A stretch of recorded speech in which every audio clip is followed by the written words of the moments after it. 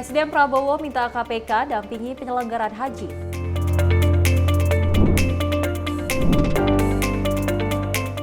Hotel Haru Semarang disita Bareskrim Polri.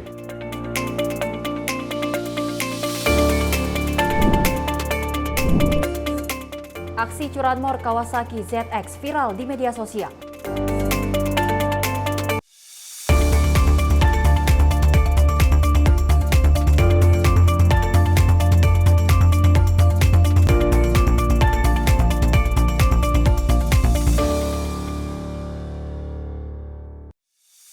Halo, selamat malam pemirsa Sinpo TV. Selamat malam Mahathir. Selamat malam Celista, sekian lama akhirnya kita siaran bareng lagi ya. Betul, selain 4 headline yang telah kita bacakan di mana ada informasi yang menarik.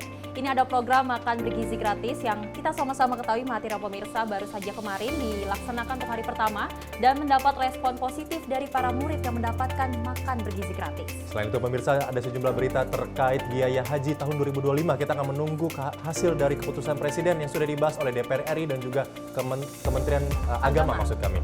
Dan juga selain itu ada juga berita dari sejumlah peristiwa dan seputar olahraga yang akan kami sampaikan selengkapnya di Menyapa Malam bersama saya Mahathir Muhammad. Dan saya Selis Regar, inilah Menyapa Malam selengkapnya.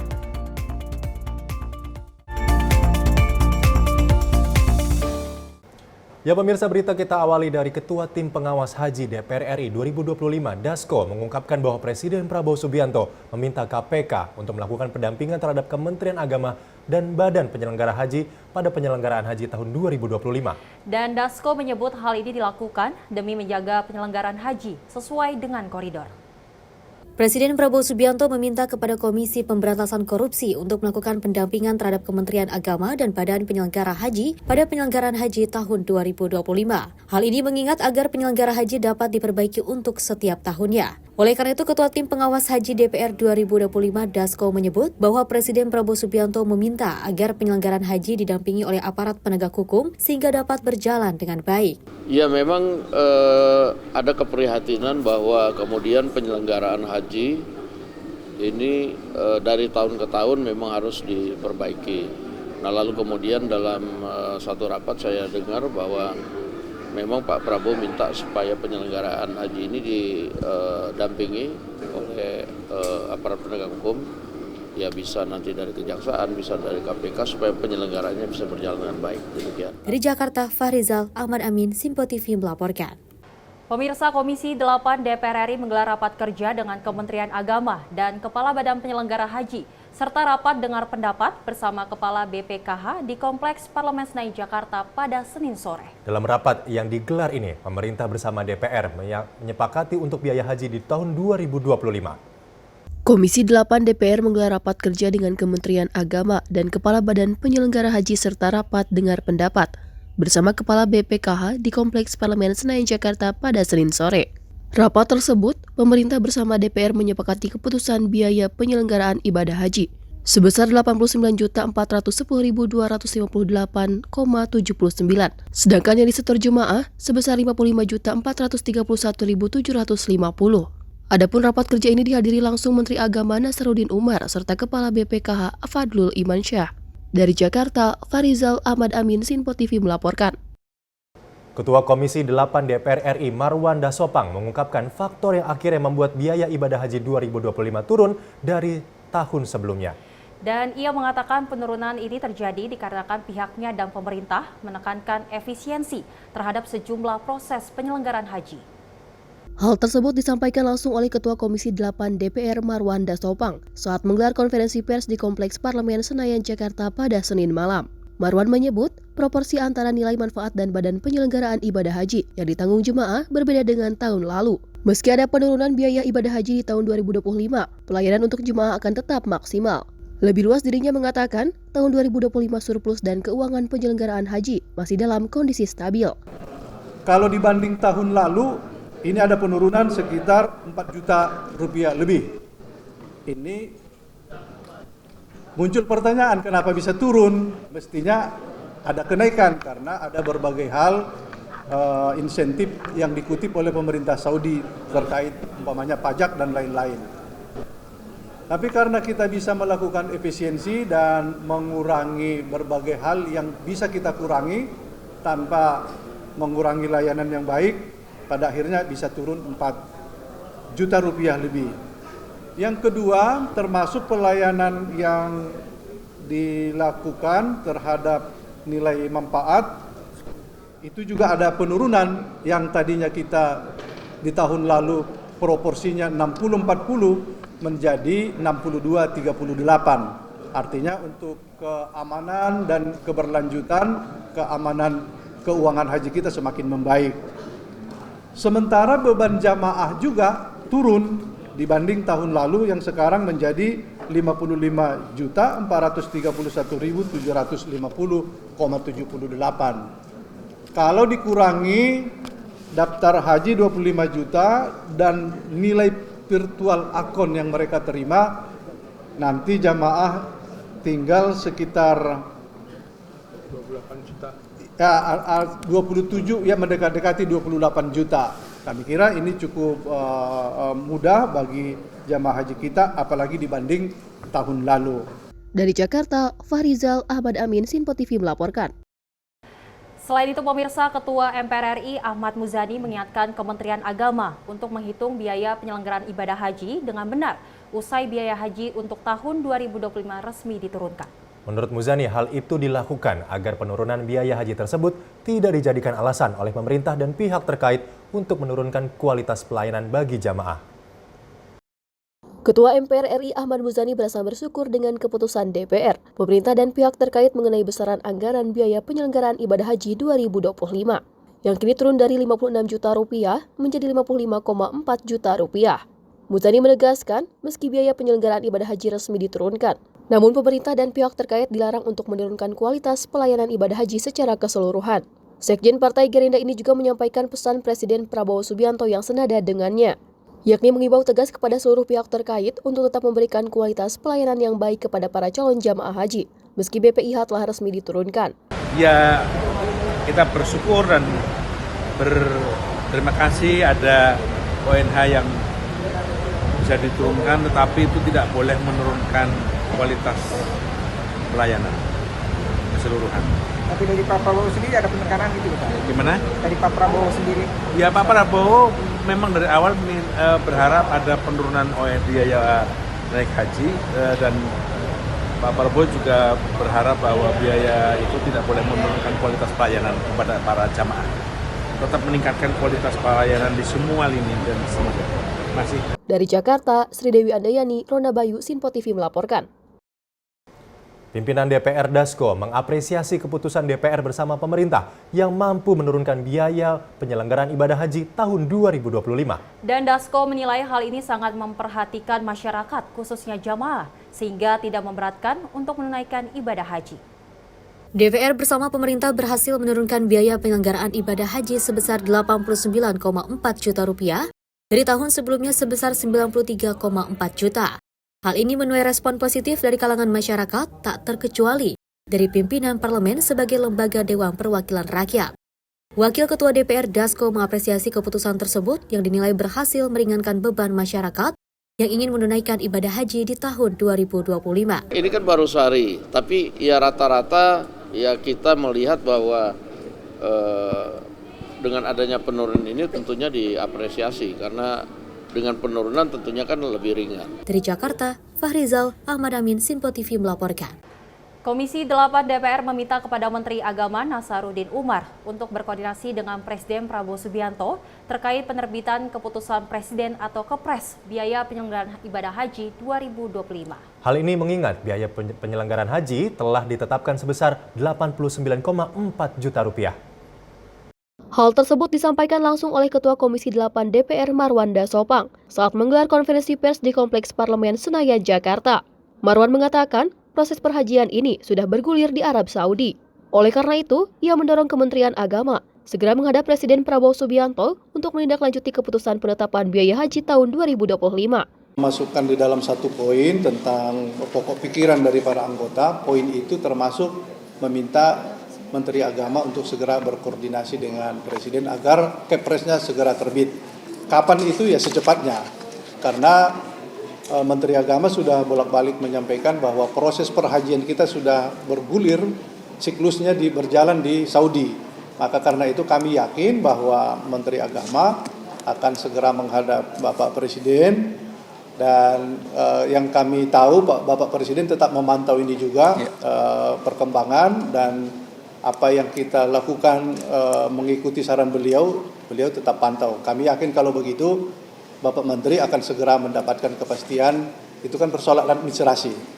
Dan kami sudah membuatkan satu klausul juga bahwa dengan keputusan ini beberapa hal yang bisa dilakukan berproses sebelum terbitnya Kepres dipersilakan pemerintah untuk melakukan. Dari Jakarta, Farizal Ahmad Amin, Sinpo TV melaporkan. Wakil Menteri Dalam Negeri Bima Arya didampingi juru bicara Kantor Komunikasi Kepresidenan Philips Vermont melakukan peninjauan pelaksanaan program makan gizi gratis di Sekolah Bosowa, Bina Insani, Kota Bogor. Keduanya melihat langsung dapur Satuan Pelayanan Pemenuhan Gizi atau SPPG Yayasan Bosowa Bina Insani, Kota Bogor, Jawa Barat.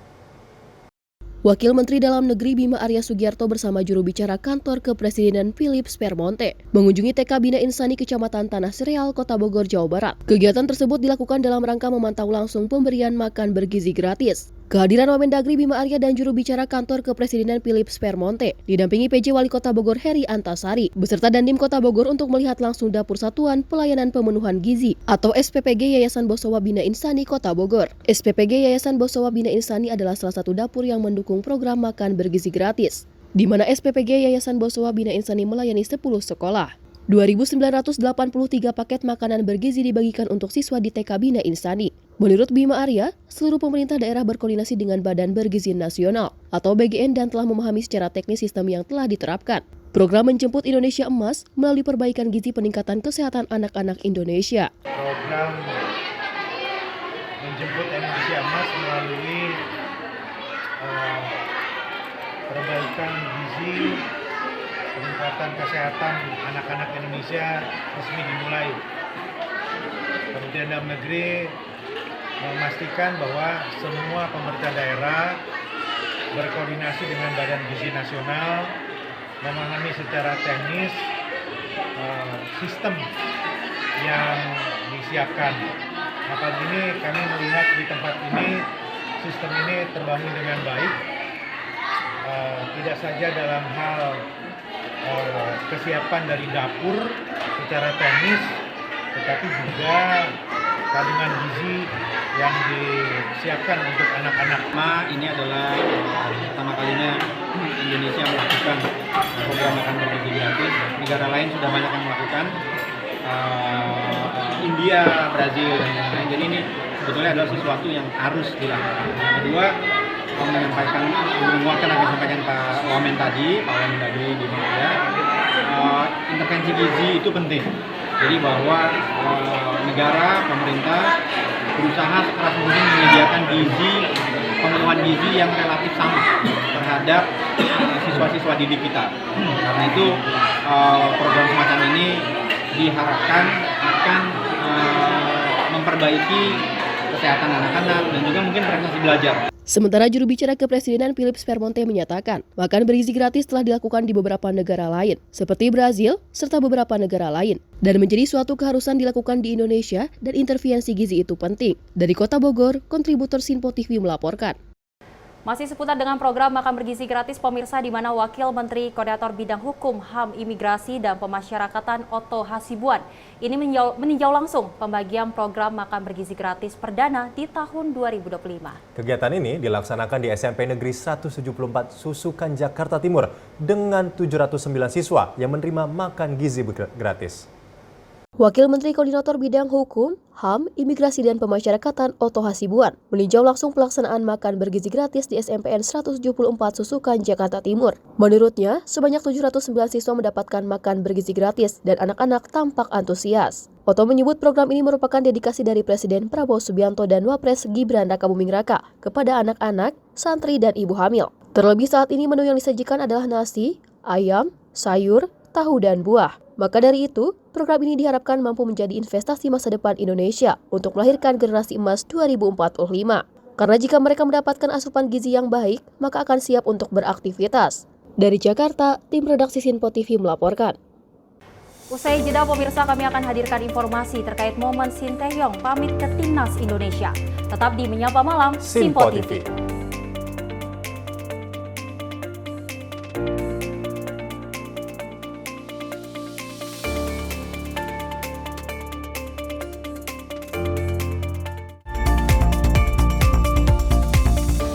Halo, selamat malam pemirsa. Senang sekali rasanya kami mengisi ruang informasi Anda. Akhiri aktivitas Anda dengan rangkuman perkembangan peristiwa yang terjadi sepanjang hari.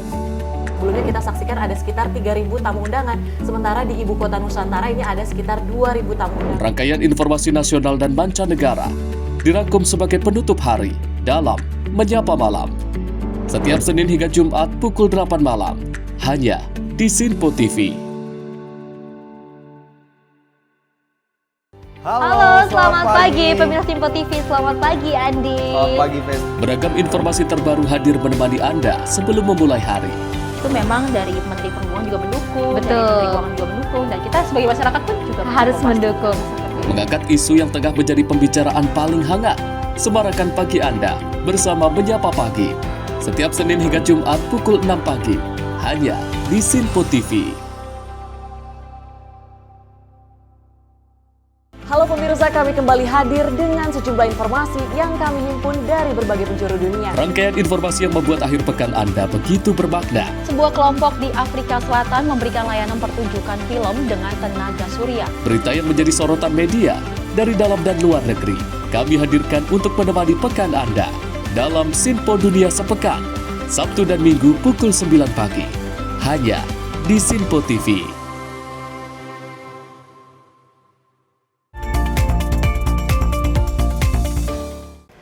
Masih bersama kami pemirsa dalam Menyapa Malam Simpo TV, dan kita lanjutkan informasinya di mana PSSI resmi memecat Shin Tae-yong dari jabatannya sebagai pelatih Timnas Indonesia. Sintayong pun akhirnya berpamitan kepada seluruh supporter Timnas dan juga pemain Timnas dengan meneteskan air mata.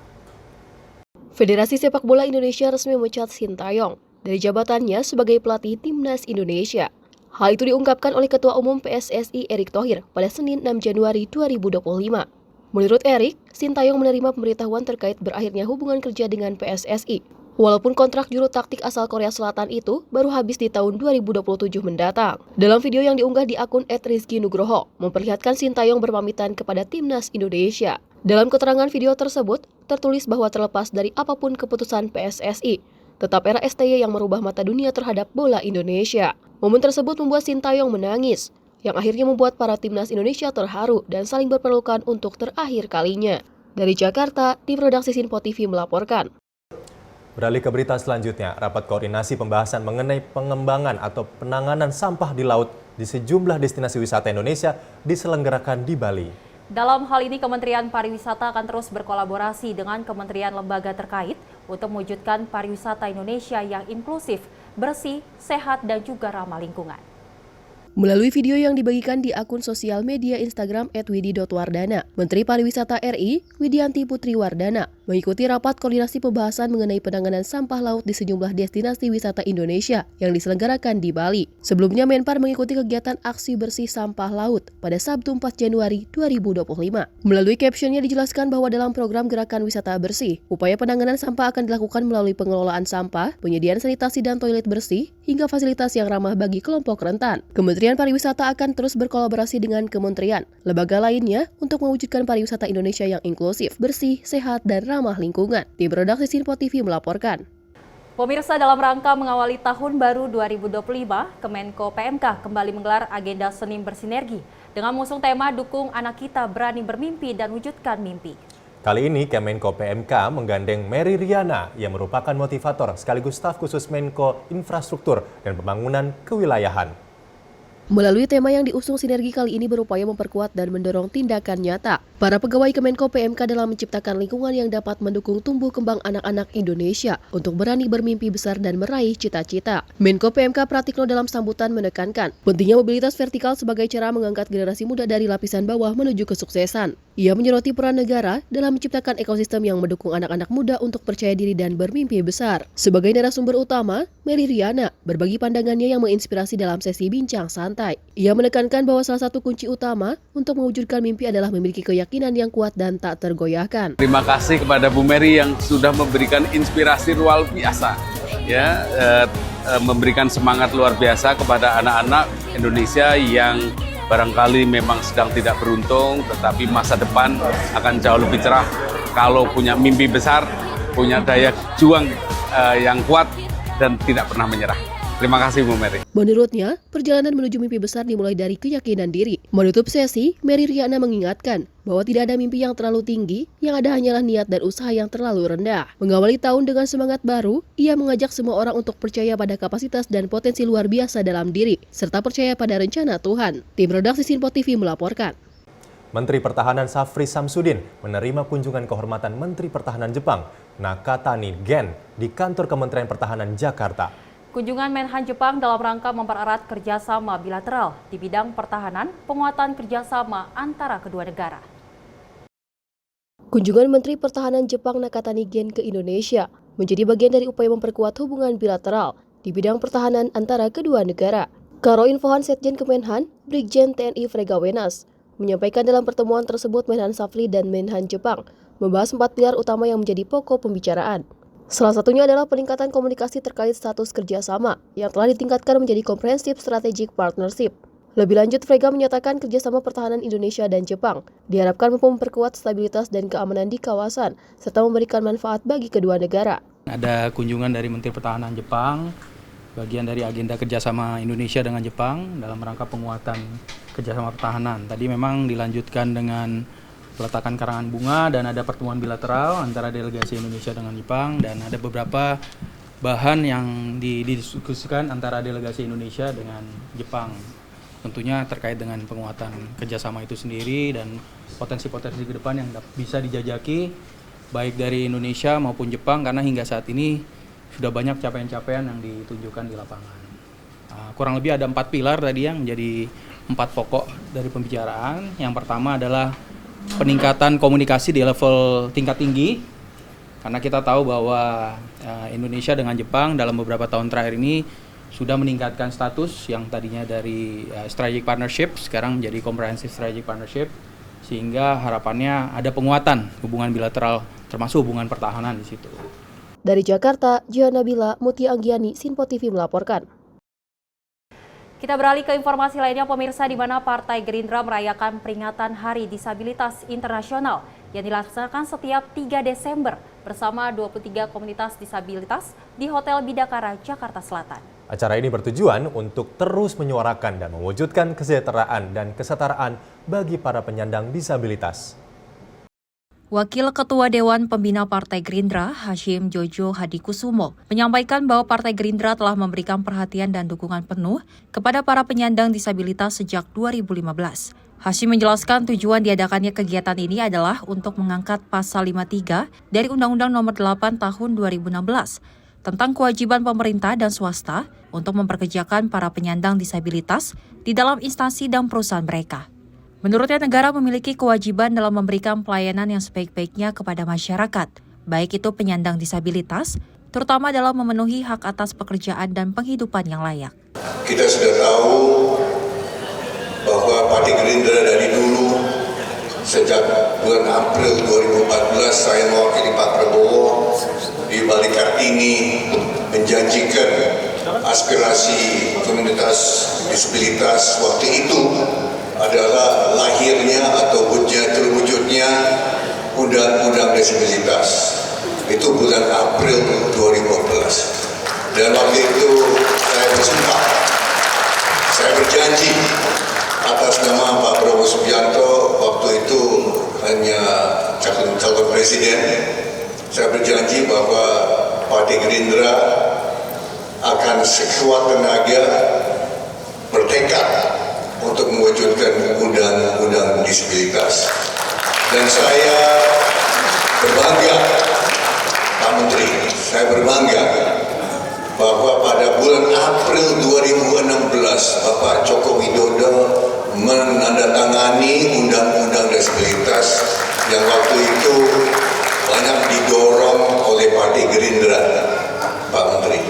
Itu 2016. Dan pada bulan Juli 2016, maaf saya koreksi Bu Sumaryati, bukan 2018, 2016 bulan Juli kita rayakan lahirnya Undang-Undang Disabilitas di balik Kartini, saya masih ingat itu ya. Nah ini saya mau sampaikan bahwa kita hari ini merayakan Hari Disabilitas sudah sekian kali Ibu Sumaryati pimpin dan juga Ketua Panitia, mungkin lebih dari 10 kali ya Bu Sumaryati. Dari Jakarta, Sri Dewi Andayani, Rona Bayu, Simpo TV melaporkan. Menteri Kehutanan Republik Indonesia Raja Juli Antoni melantik pejabat pimpinan tinggi media Kementerian Kehutanan yang berjumlah 11 orang. Pelantikan ini merupakan proses transisi dari Kementerian Lingkungan Hidup dan Kehutanan menjadi Kementerian Kehutanan. Menteri Kehutanan RI Raja Juli Antoni melantik pejabat pimpinan tinggi media Kementerian Kehutanan yang berjumlah 11 orang pada Senin 6 Januari 2025.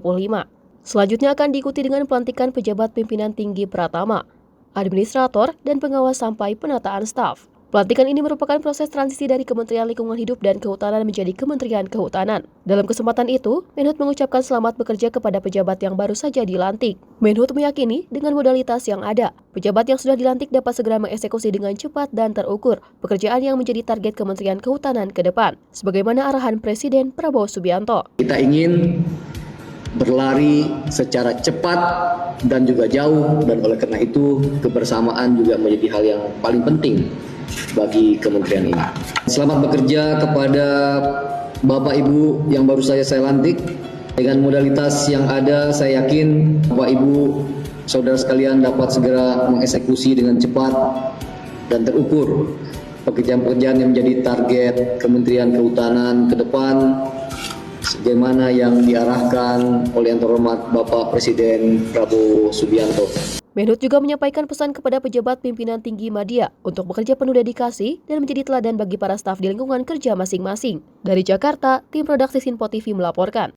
Pemirsa, Kemenkes melepas 27 dokter peserta program beasiswa atau fellowship 2025 untuk mengikuti pendidikan spesialis di Cina dan juga Jepang. Program ini bertujuan mempercepat penyediaan dokter spesialis penyakit jantung dan pembuluh darah atau kardiovaskular.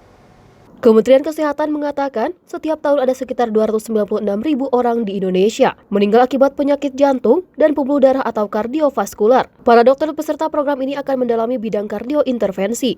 Ingin ucapkan terima kasih nih ke teman-teman jantung, Nero, mereka yang sudah membantu membuatkan fasilitas dan tata cara agar teman-teman dokter-dokter muda ini bisa pergi mengambil fellowship 1 tahun untuk intervensi mendukung implementasi cath lab di 514 kabupaten kota. Karena kita kekurangan lebih dari 350 intervensionis untuk jantung dan neuro.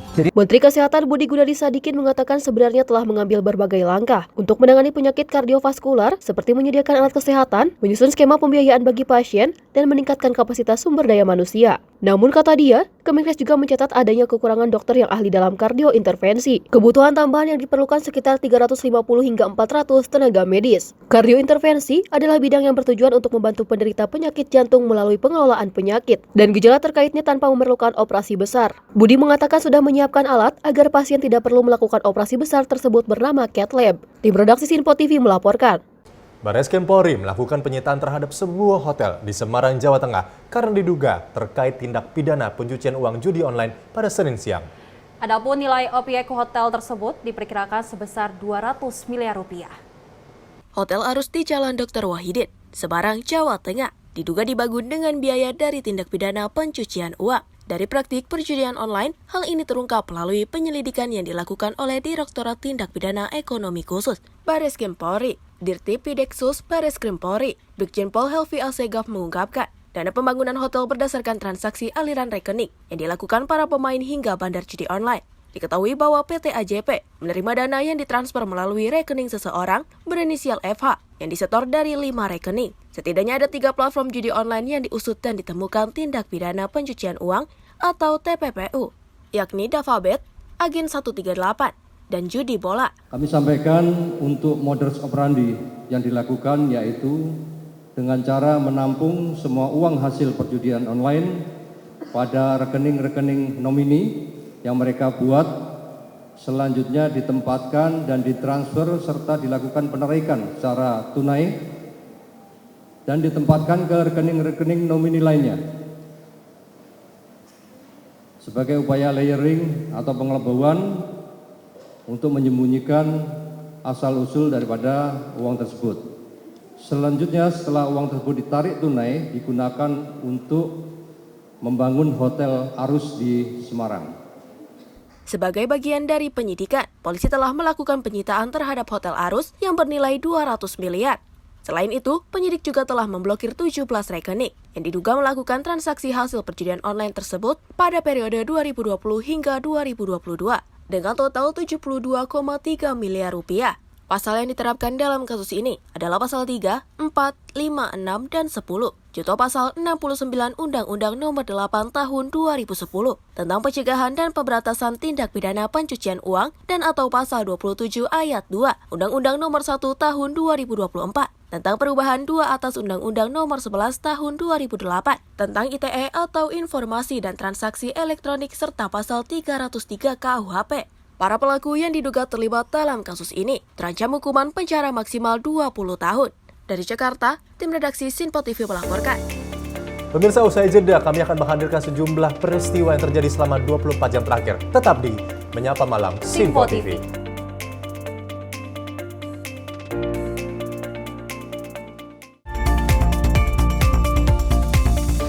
Kami hadir dengan rangkaian informasi dari berbagai penjuru dunia. Topik dan isu yang tengah menjadi sorotan mancanegara dikemas dengan lengkap untuk Anda.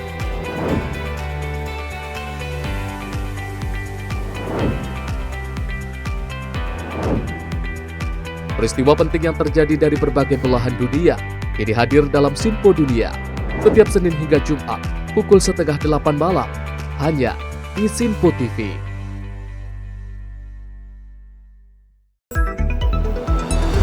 Jadilah yang pertama mengetahui perkembangan terkini seputar informasi dari lembaga parlemen. Punya data nasional, tidak ada satupun backup berarti kan? Tiba-tiba ada putusan yang nggak masuk akal dan seperti ini gitu. Kita biarkan rekomendasi kepada KPK, periksa!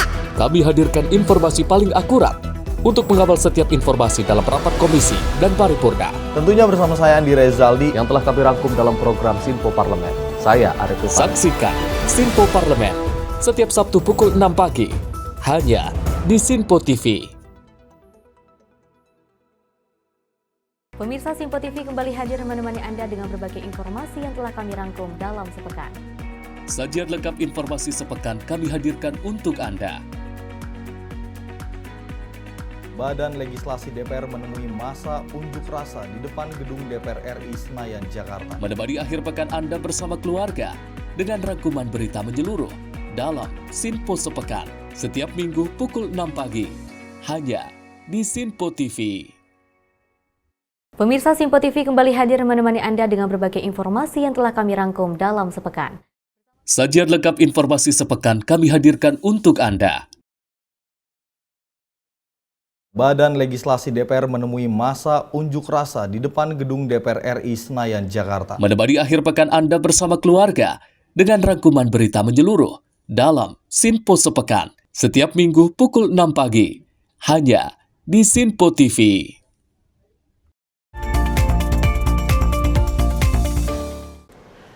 Selamat malam pemirsa, Anda masih menyaksikan Menyapa Malam Sinpo TV. Kita lanjutkan informasi terkait peristiwa di mana kendaraan roda 2 jenis Ford Kawasaki ZX dengan nomor polisi B5170 TVN dilaporkan hilang pada Senin pagi 6 Januari 2025 di wilayah Kampung Pulau Kedung, Waringin, Kecamatan Bojonggede, Kabupaten Bogor.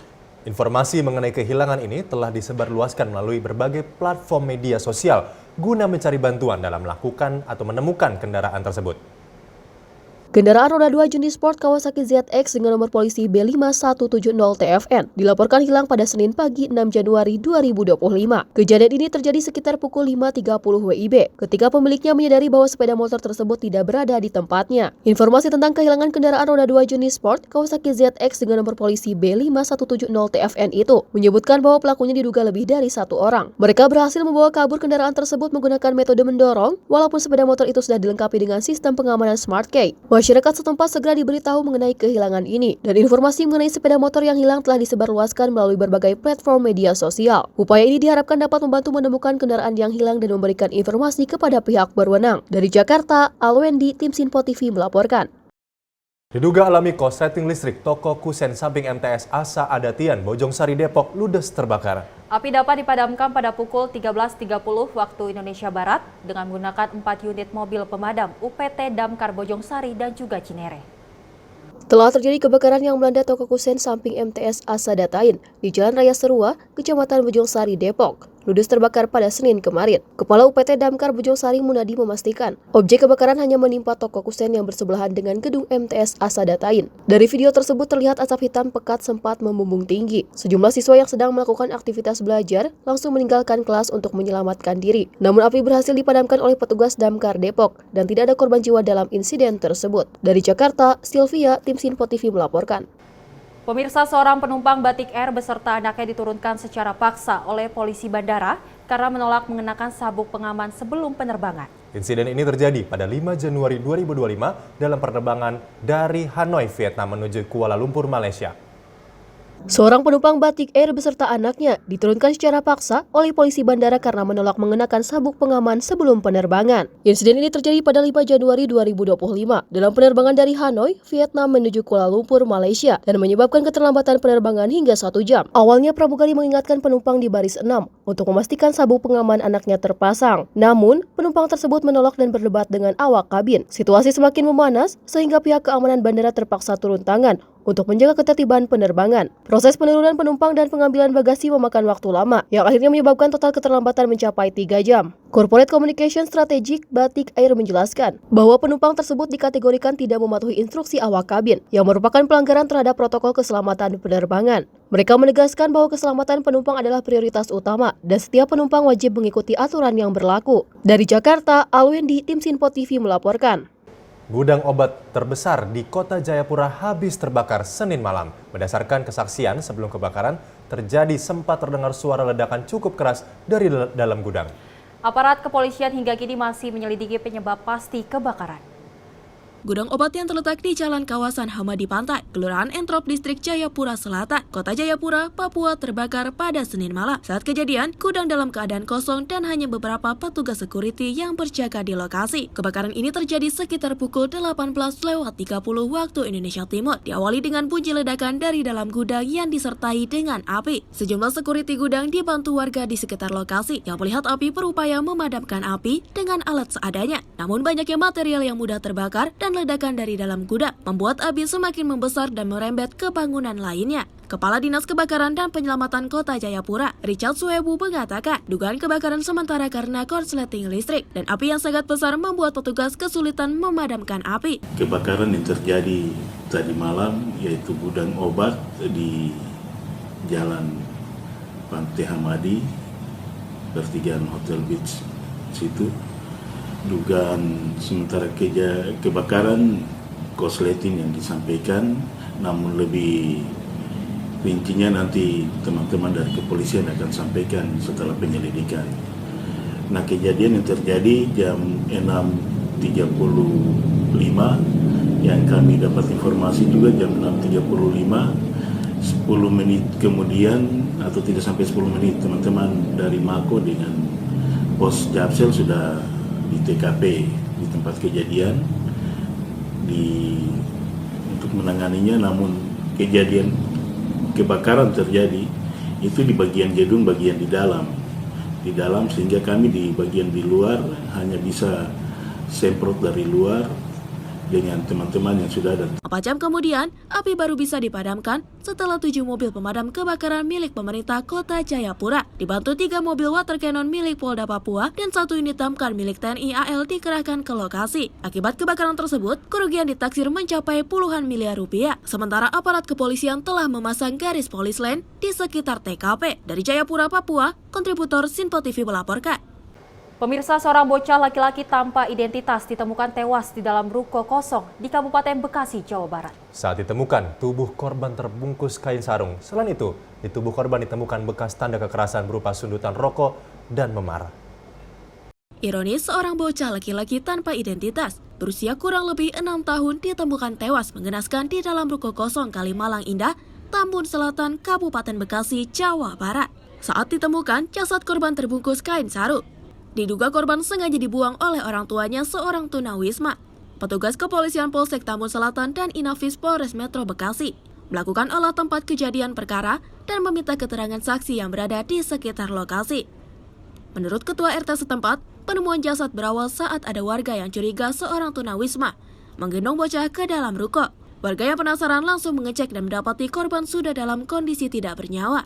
Saat warga datang, orang tua korban sudah tidak ada di lokasi. Dalam kesehariannya, korban bersama kedua orang tuanya suka mengamen dan membersihkan kaca mobil di lampu merah. Pada malam hari, korban tidur di depan ruko. Keterangan pihak kepolisian, kematian korban masih dalam proses penyelidikan. Saat ditemukan, jasad korban diduga ada tanda kekerasan berupa bekas sudutan rokok dan luka memar. Petugas kini masih memburu kedua orang tua korban diduga melarikan diri. Anak kecil, usia 5 tahun. Jadi selama ini apa, Pak? Laki-laki. Kalau si korban ini emang kerap tinggal di sini atau gimana, Pak? Enggak, Pak. Dia cuma singgah aja di sini. Ya itu dia kadang-kadang minta-minta di mobil begitu. Oh, ngamen gitu, Pak ya? Iya. Kadang-kadang bawa ke moceng buat ngebersihin kaca mobil gitu. Tapi emang sebelumnya pernah terlihat itu Pak orang tuanya sama anak kecil itu, Pak? Saya pernah lihat 3 hari yang lalu juga saya pernah lihat. Oh, makanya ada saksi anak parkir lagi dipanggul katanya pasukin kemari.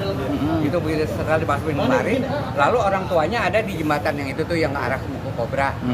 Nah setelah itu anak-anak curiga kok anaknya nggak ikut. Masuklah tukang parkir kemari. Ya mungkin malam lah itu meninggalnya. Kadang-kadang di sebelah sana, kadang-kadang di sini. 3 hari yang lalu masih seger. Masih kelihatan aktivitasnya, Pak ya? Iya. Jadi berdasarkan laporan dari masyarakat, ada temuan jenazah, kemudian piket Polsek Tambun Selatan, jajaran merapat ke lokasi. Ternyata betul, di situ ada temuan mayat, juga laki-laki, ya usia sekitar 6 tahun, di sebuah ruko kosong. Ditemukan dalam kondisi berbalut kain di sebuah ruko. Ada bekas sudutan rokok, dan ada memar di atas sebelah kanan.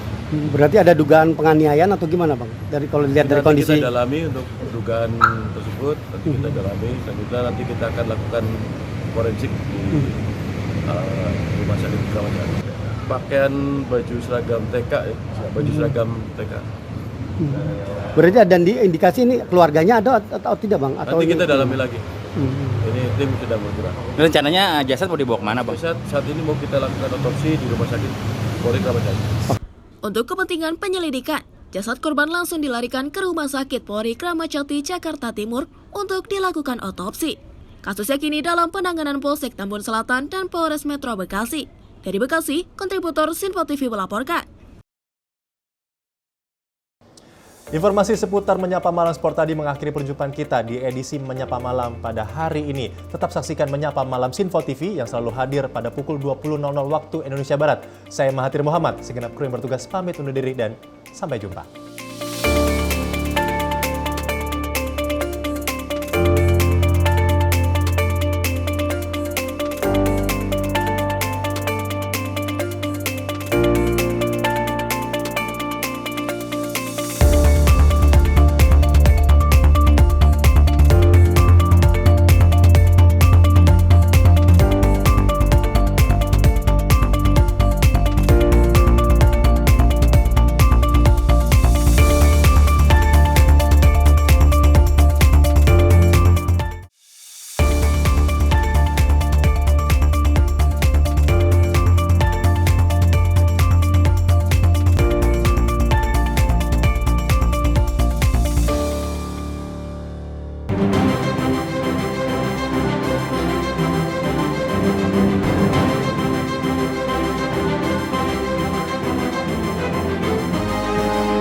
Sinpo TV, News, Sport, Entertainment.